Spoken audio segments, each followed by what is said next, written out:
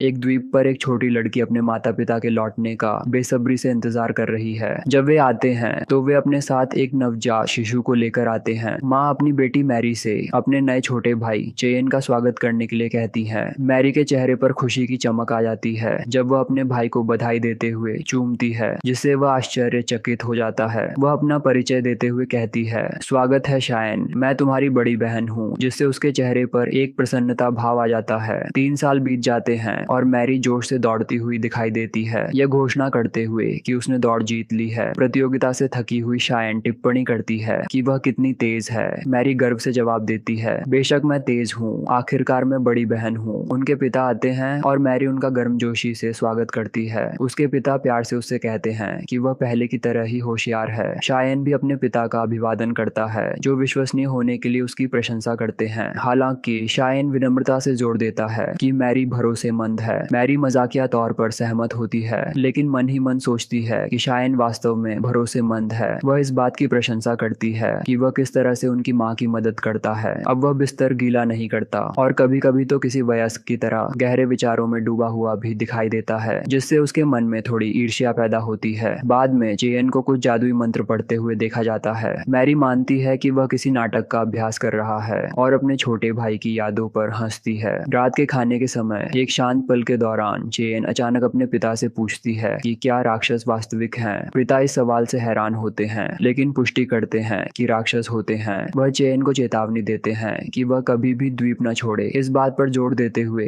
कि उसकी माँ ने पहले ही उसे इन प्राणियों की घातक और खतरनाक प्रकृति के बारे में बता दिया होगा। अगर चेन को कभी किसी राक्षस का सामना करना पड़े तो उसे भागकर किसी वयस्क से मदद मांगनी चाहिए। फिर चैन पूछता है कि क्या आत्माएं और परियां असली हैं। पिता स्वीकार करता है कि वह जानता है कि परियां होती हैं, लेकिन उसे आत्माओं के बारे में कोई जानकारी नहीं है। मैरी बातचीत से स्पष्ट रूप से चौंक जाती है। उसके चेहरे पर आश्चर्य के लक्षण दिखाई देते हैं। चयन जादू के अस्तित्व के बारे में पूछताछ करता है, विशेष रूप से कुछ बनाने के लिए पानी, आग और हवा जैसे तत्वों में हेरफेर करने की क्षमता के बारे में। पिता हैरान होकर जवाब देता है कि उसने जादू जैसी चीज के बारे में कभी सुना ही नहीं है। यह सुनकर चैन की निराशा देखकर मैरी को दुख होता है। हालांकि चैन अपनी बात पर अड़ा रहता है और जोर से सोचता है कि क्या जादू हो सकता है, भले ही उसके पिता ने इसके बारे में न सुना हो। पिता ने स्वीकार किया कि जादू का अस्तित्व संभव है, लेकिन उन्होंने यह भी कहा कि वे व्यापक ज्ञान वाले एक सुशिक्षित व्यक्ति हैं। जो कुछ वे जानते थे उसके आधार पर जादू आम लोगों के बीच आमतौर पर मान्यता प्राप्त चीज नहीं थी। फिर उन्होंने चेयन से पूछा कि उन्होंने राक्षसों, परियों और जादू के बारे में कहां से सीखा है। चेयन चुप रहा। ऐसा लग रहा था कि वह जवाब देने को तैयार नहीं था। उसकी बहन मैरी उसके पास आई और पूछा कि क्या वह ठीक है। यह देखते हुए कि वह कितना पीला दिख रहा था, चेयन ने उसे आश्वस्त किया कि वह ठीक है, लेकिन वह बहुत सदमे में और दुखी दिखाई दिया। उस क्षण के बाद से उसने फिर कभी जादू शब्द का उल्लेख नहीं किया। 3 साल बाद मैरी को लकड़ी की तलवार से प्रशिक्षण लेते हुए देखा गया, जबकि चेयन उसे गर्व से देख रहा था। अपना प्रशिक्षण समाप्त करने के बाद मैरी आराम करने के लिए उसके पास बैठ गई। चेयन ने उससे पूछा कि वह इतनी कड़ी ट्रेनिंग क्यों कर रही है। मैरी ने जवाब दिया